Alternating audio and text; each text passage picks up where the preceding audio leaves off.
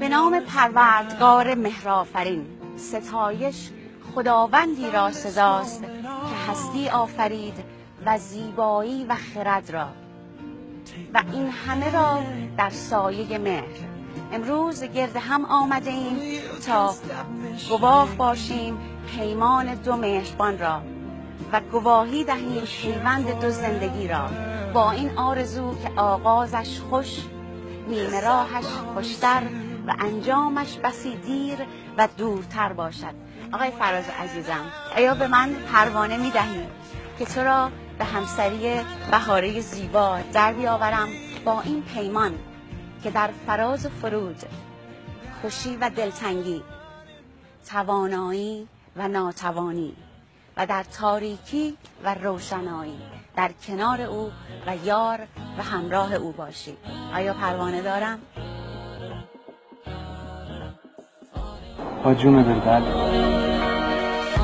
بهار عزیزم، آیا به من پروانه می دهی که تو را به همسری فراز گرامی در بیاورم با این پیمان که در فراز و فرود، خوشی و دلتنگی، توانایی و ناتوانی و در تاریکی و روشنایی در کنار او و یار و همراه او باشی؟ پروانه دارم؟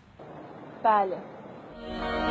آره آره دیگه مال من شدی، آره آره دیدی عاشقم شدی، آره آره دل تا آخرین نفس بیقراره واسه تو همین و بس.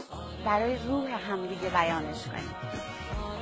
امروز به همسری تو در می آیم، امروز به همسری تو در می آیم و با تو پیمان می بندم و با تو پیمان می بندم که در فراز و فرود، که در فراز و فرود، دلتنگی و خوشی، دلتنگی و خوشی، توانایی و ناتوانی توانایی و ناتوانی و در تاریکی و روشنایی و در تاریکی و روشنایی یار و همراه تو باشم، یار و همراه تو باشم و دلدادگی همیشه، و دلدادگی همیشه، دلزدگی هرگز. دلزدگی هرگز. با اجازه دوستان و بزرگان، برابر با فرهنگ دیرین آریایی و همسو با آیین دیرپای اهورایی، شما را به همسری و زناشویی یکدیگر در می آورم. باشد که خوشی و شادکامی همراه شما عزیزان باشد، با امید و آرزوی انجامی بی پایان. همگان نیز پیوندتون رو شاد باش می گوییم. نازنینم نازنینم، چه دعا بهتر از این، گریت از سر شوق، خندت از ته دل، نبود هیچ غروبت غمناک.